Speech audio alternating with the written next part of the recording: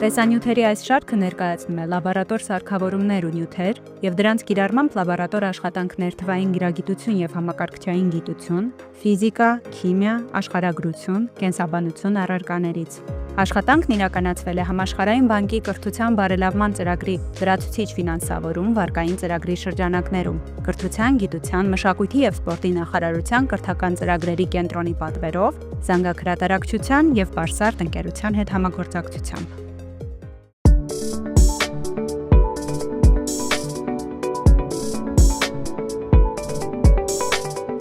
Ողջույն։ Այսօր մենք փորձնական ճանապարհով կորոշենք ձայնային ալիքի արագությունը օդում։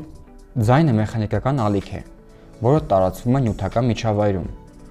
Օդում ձայնային ալիքը տարածվում է երկայնական ալիքների ձևով։ Այն բնութագրվում է 3 հիմնական մեծություններով։ Հաճախությամբ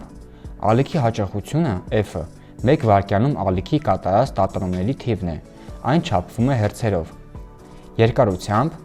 ալիքի երկարությունը լյամդան միմյանց հաջորդող նույն փուլում գտնվող կետերի միջև հեռավորությունն է, չափվում է մետրով։ Արագությամբ ձայնի արագությունը V-ն այն արագությունն է, որով ձայնային ալիքը տարածվում է տվյալ նյութական միջավայրում։ Ձայնի արագությունը որոշվում է V-ն հավասար է F անգամ լյամդա բանաձևով, որտեղ V-ն ալիքի արագությունն է, F-ը հաճախությունը, իսկ լյամդան երկարությունը։ Երբ ձայնային ալիքը ընկնում է ջրով լցված նեղ անոթի մեջ առաջացած օդային սյան վրա, օդային սյան որոշակի երկարության դեպքում առաջանում է ռեզոնանս, տեղի ունենում ձայնի ուժգնության կտրուկ մեծացում։ Օդի սյան այդ երկարությունը համապատասխանում է կանգուն ալիքի 1/4 մասին։ L-ը հավասար է լյամդա բաժանած 4, որտեղ L-ը օդային սյան երկարությունն է, եւ քանի որ V-ն հավասար է F անգամ լյամդա, ուստի V-ն հավասար է 4 անգամ F անգամ L։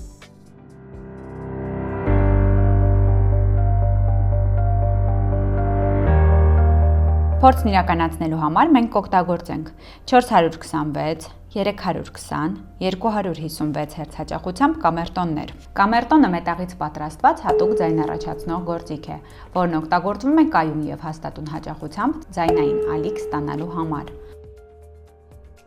Այն հանդես է գալիս որպես ձայնի աղբյուր։ Կամերտոնը բաղկացած է երկաթաձողից կամ պողպատից պատրաստված երկու համաչափ թևիկներից և ձողից, որով այն ամրացվում է կամ պահվում։ Երբ կամերտոնին հարվածում են մորճիկով, նրա թևիկները սկսում են տատանվել, առաջացնելով ձայնային ալիքներ։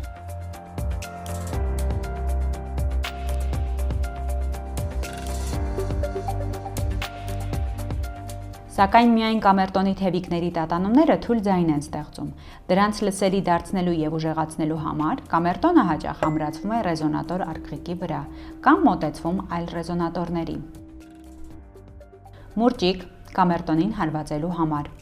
չափագլան կամ նեղ ու երկար անոթ ջրով լցնելու համար, օգտագործելու ենք որպես փոփոխվող օդային սյան ռեզոնատոր, ջուր, չափականոն, օդի սյան երկարության չափման համար, աղյուսակ, թուղթ ու մատիտ։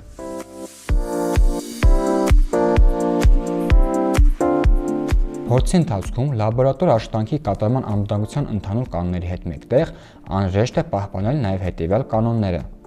Կամերտոնին հարվածել միայն հատուկ մուրճիկով,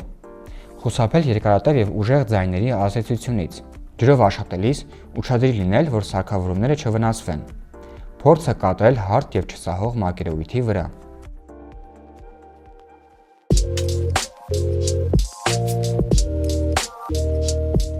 Ջրով լցնենք չափագլանը, թողնելով վերևում օդային փոքրիկ սյուն։ Մուրճիկով հարվածենք 426 Հց հաճախությամբ կամերտոնին և այն պահենք չափագլանի բաց ծայրից մոտ 2 սմ բարձրության վրա։ Աստիճանաբար իջեցնենք ջրի մակարդակը, ուշադիր լսելով ձայնը։ Հետևենք, թե որ կետում է ձայնը դառնում առավել ուժեղ։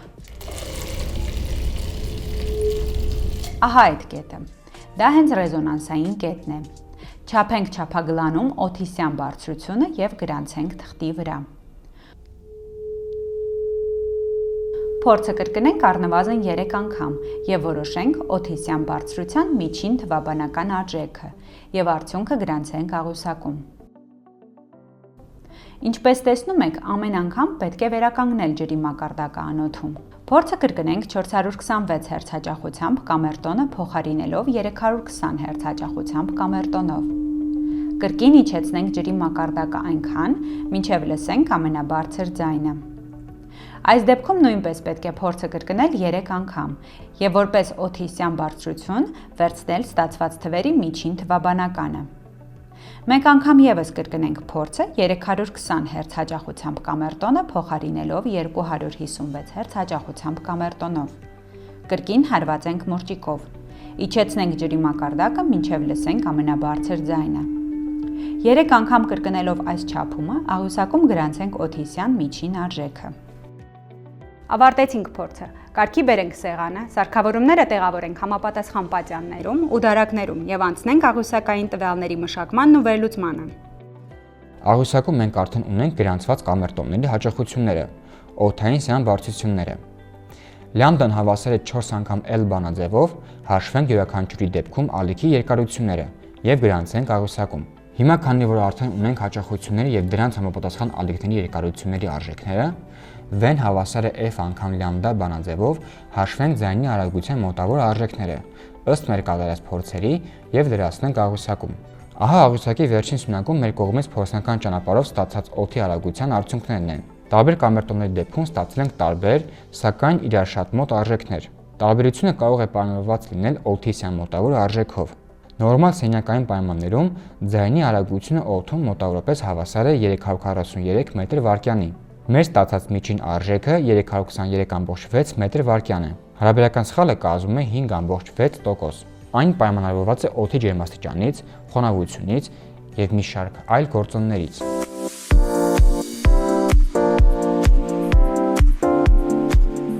Օգտագործելով հայտնի հաճախությամբ կամերտոն եւ փոփոխվող երկարությամբ օդային սյուն, հնարավոր եղավ փորձնական ճանապարհով որոշել ձայնի արագությունը օդում։ Արդյունքները համեմատելի են տեսական արժեքների հետ, ինչը հաստատում է փորձի ճշգրտությունը։ Շնորհակալություն, կհանդիպենք հաջորդ տեսանյութում։